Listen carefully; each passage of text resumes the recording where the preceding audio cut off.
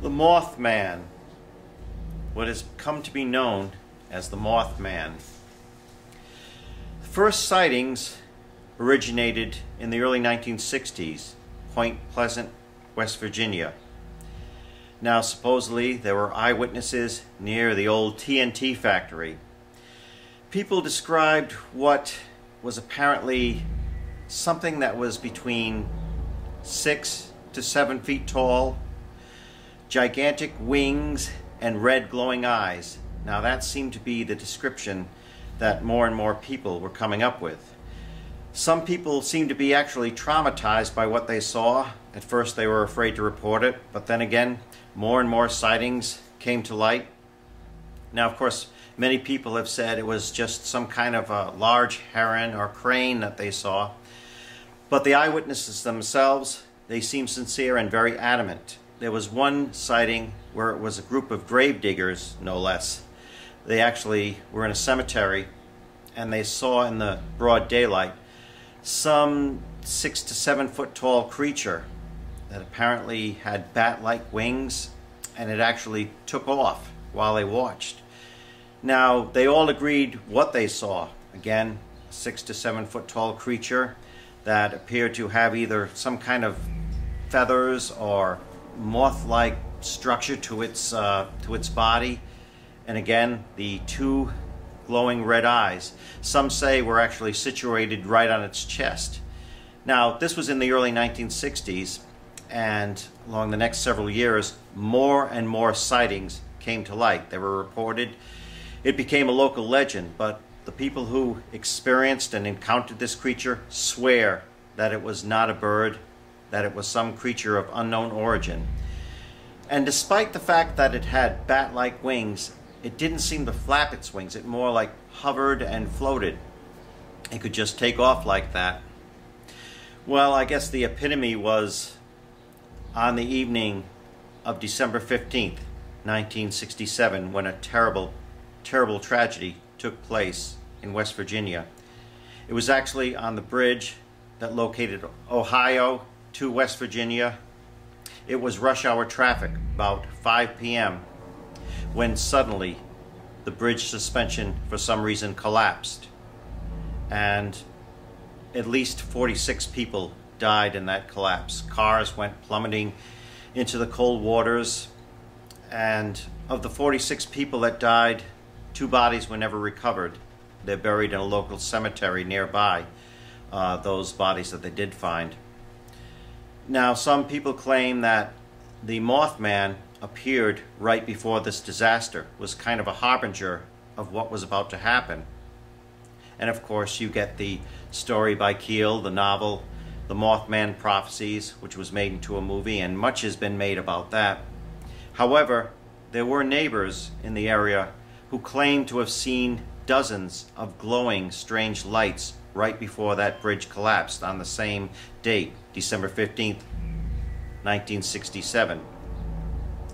Now, since then, the sightings of the Mothman seem to have tapered off, but the people who live there will never forget what they experienced, what they saw.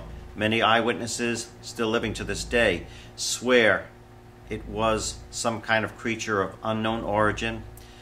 And of course, it's also been associated with UFO sightings and again the strange lights in the area. Could it be extraterrestrial in origin? We don't know. I don't think we'll ever know for sure. Of course, in our own city of Warwick, Rhode Island, in Apponaug, we've had something of what may be a Mothman sighting, or at least it has been described that way. Some people, after discussing it, think it was a heron or some kind of huge bird.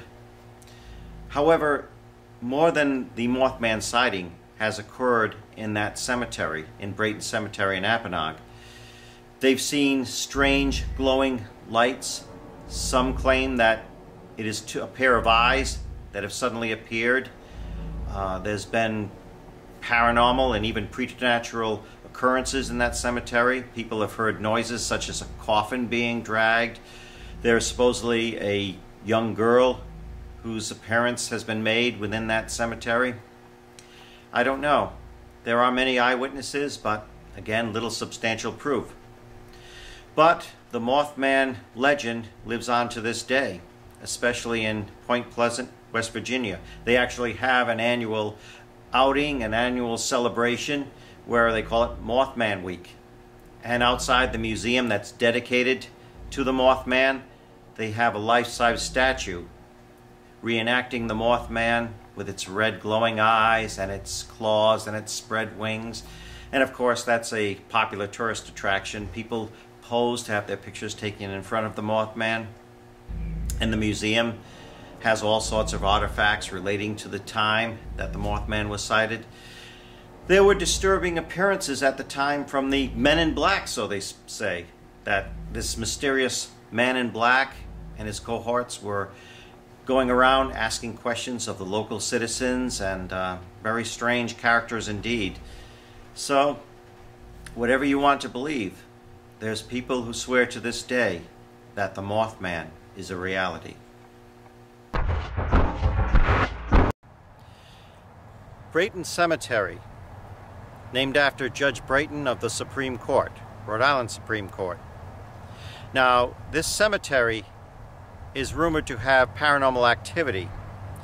I personally know people who have experienced activity here, anywhere from being groped, prodded by unseen fingers while they're walking through here, to visitations of a young woman with long blonde hair. A lovely young woman has been seen by people walking through the grounds of this cemetery. Even standing outside the cemetery grounds, I know somebody who felt herself being grabbed from behind. Not in a disturbing manner or roughly, but gently caressed by a presence supposedly emanating from this cemetery. Now, my brother-in-law, Dick Hutchings, he had an experience here. He and the woman he was with were driving by, and they saw something seemingly ascend from this cemetery. A friend of mine who was in this cemetery in the evening, one evening he happened to hear what sounded like a coffin being dragged across the grounds. That's the only way he could describe it. He looked up. He saw what appeared to be two glowing eyes. As he watched, these eyes approached him and then split off into two directions before vanishing. It is this entity that we now refer to as the Mothman of Brayton Cemetery.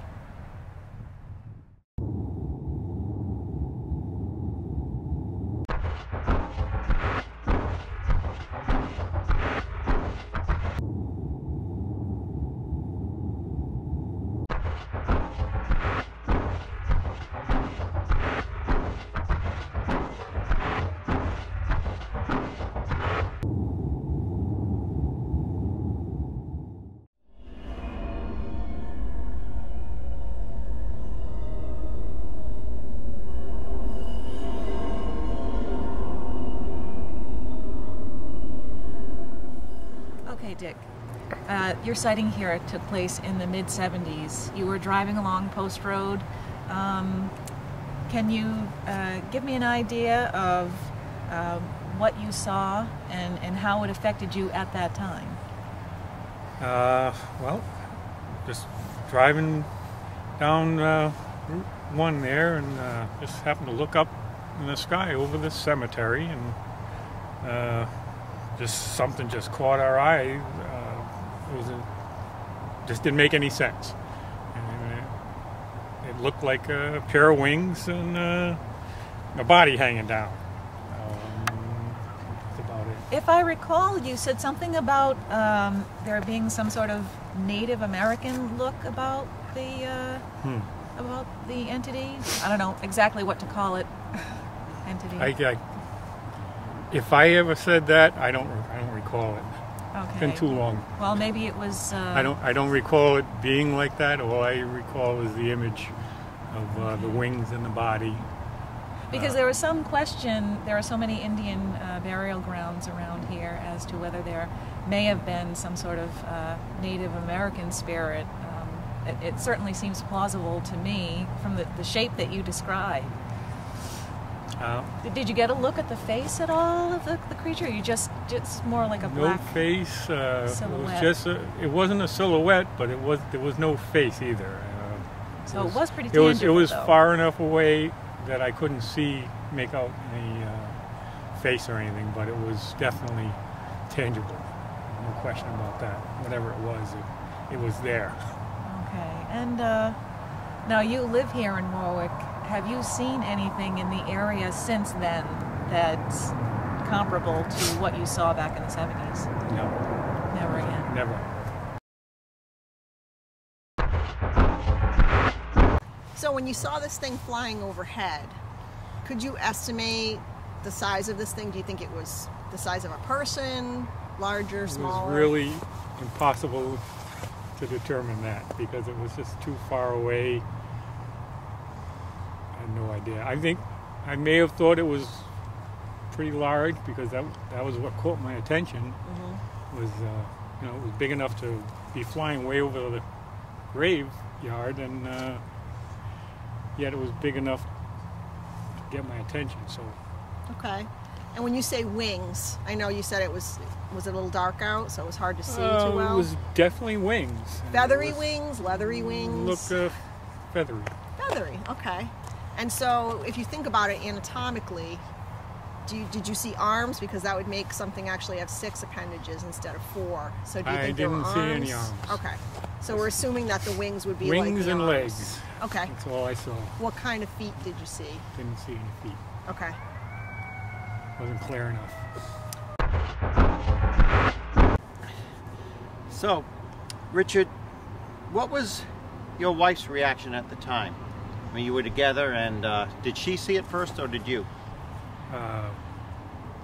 We're talking 35 years ago. Long time ago, something yes. like that. So, all I know is we were both pretty much jaws dropped, just wondering what the heck did we just see. Mm-hmm. I don't remember the conversation other than I know we were both, neither one of us could make sense out of what we had just seen. So Pretty much took you off guard, right? Yeah. And you weren't expecting to see something coming by a cemetery at that time of night. It wasn't at night. No? No, this was probably about like it is right now. Mm-hmm. So you did get a clear view of it. Clear view, but short. Mm-hmm. And like I said, it was kind of off in the distance. So Yeah. How do you account for that? It just disappearing and taking off so quickly. no, it didn't. It could have still been there. Oh, really? Had I stopped my car and but I just kept driving with the traffic. I didn't. Mm-hmm. So I just lost sight of it because I continued driving on. Mm-hmm.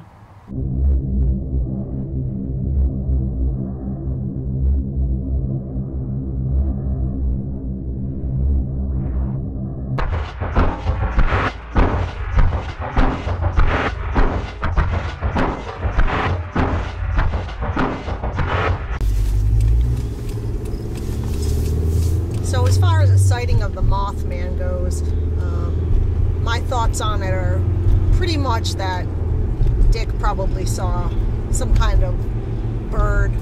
There's a lot of different birds that are indigenous to this area that would be flying overhead in that region. One, of course, would be a heron or a crane or an egret. They have a pretty sizable wingspan, can be up to 6 feet on some of them. Because the water is right down the hill from the cemetery, that would make the most sense. Another bird that comes to mind would be turkey vulture. There's quite a few of those. As more and more of the forest gets knocked down in Rhode Island, we're seeing more and more of them come closer into the suburbs and into the city areas. Then of course you have hawks and eagles. We even have bald eagles now in this region. And it would make sense to be a bald eagle as well because they hunt for fish. And the fish are right in that location. So just based on everything he said, I'm going more with a natural explanation, less with a supernatural explanation.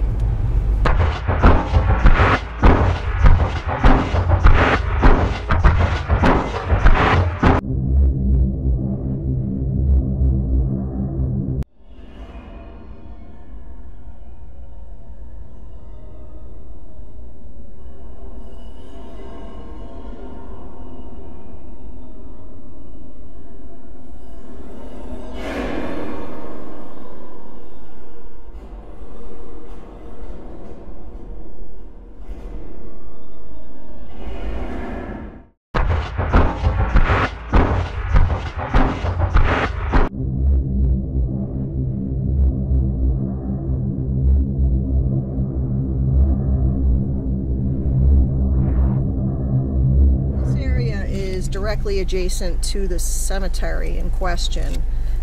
So far since I've been here, I've identified probably 4 species of gull, several species of duck, including mallard and black duck.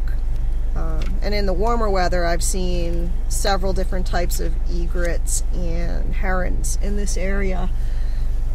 Not to mention osprey and even eagles and hawks that come down to this area for not only fish, but there's rats near the water.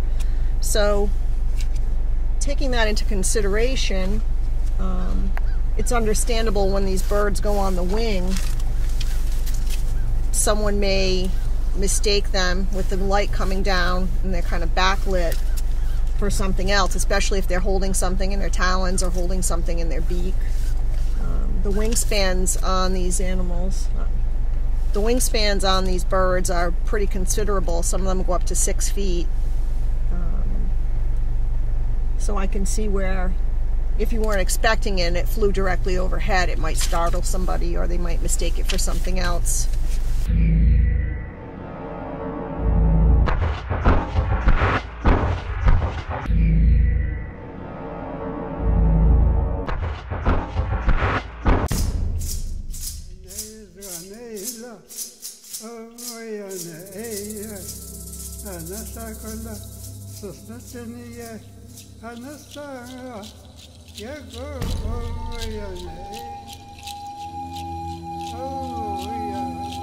I found it interesting, a little disappointing that that my brother didn't remember that there was a Native American aspect that he actually brought up during his interviews with Keith when he was writing Paranormal Realities 1. Well, it would make sense if he did interpret it as a Native American type of thing. There's a lot of Native American folklore in this region. The Thunderbird is a really important part of Native American culture. There's different stories that go along with different regions of the United States, but the Northeastern culture, many of the tribes actually believe that the Thunderbirds were men who could change themselves or transform themselves into flying creatures, and they were seen as semi-supernatural. So that would kind of go along with what he originally described to you. But the area does have a lot of Native American history. It was once known as the Old Pequot Trail. Subtribes of the Narragansetts have lived in the area nearly 2,000 years before Roger Williams, I discovered.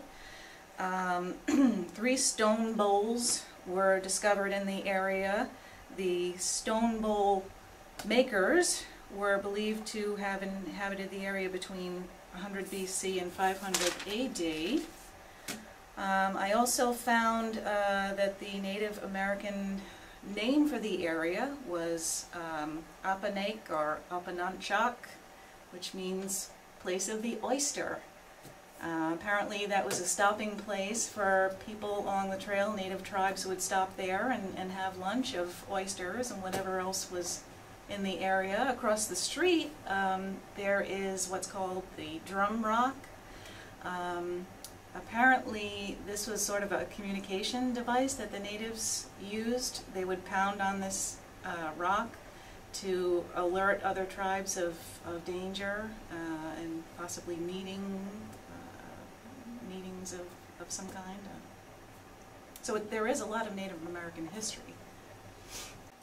Well, it is a region rich in Native American culture. Definitely, I agree with you. And you know, birds do figure largely into the Native American belief system, so if it were something that were related to that type of culture, it would make sense that it would have wings or feathers. You know, that figured largely into their system of mythology and beliefs.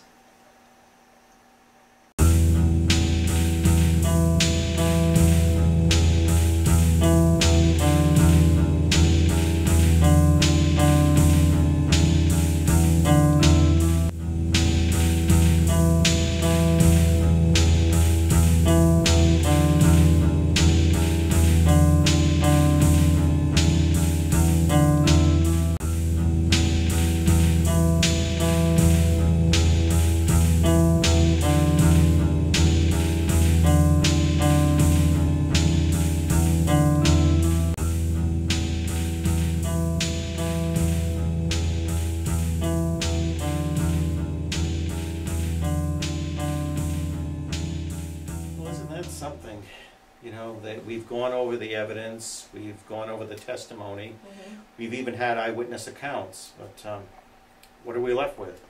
Opinions. Yeah, I don't think we're going to ever know for sure what he saw. No. I think after doing some research, you know, we have some possibilities. True.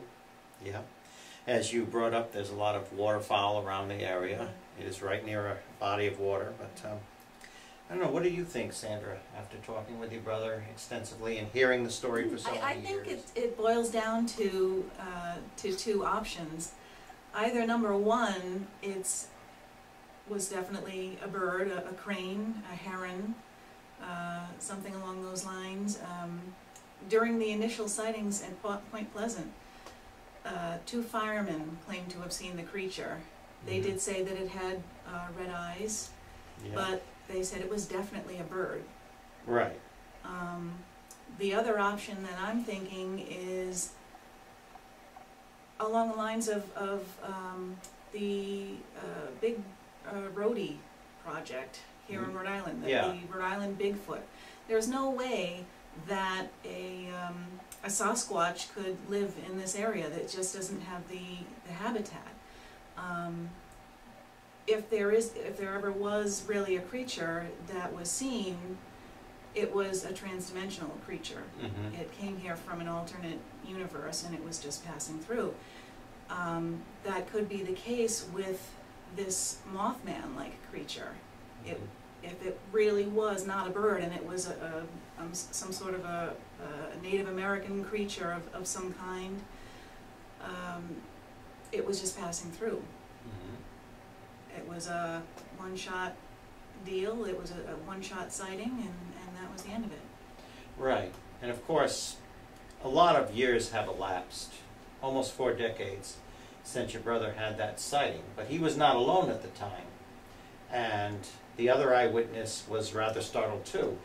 It wasn't just something casual like that could have been a bird. I mean, they were really startled, really genuinely startled when they had that sighting.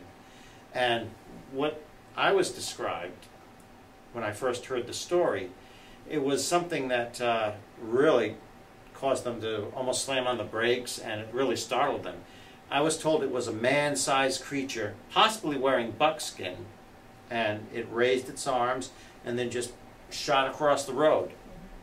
And it really, really did startle them. They didn't even want to turn around and go back to see what it was, if it was still there. Now, that was the impression of 2 eyewitnesses at the time. As I said, a lot of years have elapsed since then, but I think when you initially have something like that happen, you're startled, you're shocked, it's fresh in your mind. But as years go by, you think about it, you look for a rational explanation. Yeah, that's true. Because the way it was described to you compared to the way it was described to us recently, it's hard is very, to very different. separate what is fact from what is legend. Right. You also have to remember a cemetery carries with it that aura of mystery, and there's so many people now that want to go and look for ghosts, and you know, it's just assumed that because you're in a cemetery that something supernatural is going to happen, which isn't necessarily so. And many times cemeteries are a great place for wildlife. Yes, you know, true. It's quiet, you know, there's a lot of open area, and that one just happens to be right by the water where all the water birds are, like we said, so that's something to think about too. Right. And as Lisa brought up, there's, you know, it's just there's so much wildlife around there, and just so much has happened in between in the interval, and I guess, like Lisa said, we'll never truly know. We'll never know for sure. So until somebody comes forward with some tangible evidence or another eyewitness comes forward, I guess we're left with speculation. We've done a lot of extensive research, all we can, I think, right now. Yep, we've worked with what we had, and you know, maybe somebody out there, if they're watching this and they have any additional information to share with us, they can contact us and add to what we have already. Right. But I know for a fact, people are always going to be reporting further paranormal experiences in that cemetery and the whole locale, the whole area. Something's always coming forward, so. It's a fascinating subject. Yes. The Mothman of Brayton Cemetery.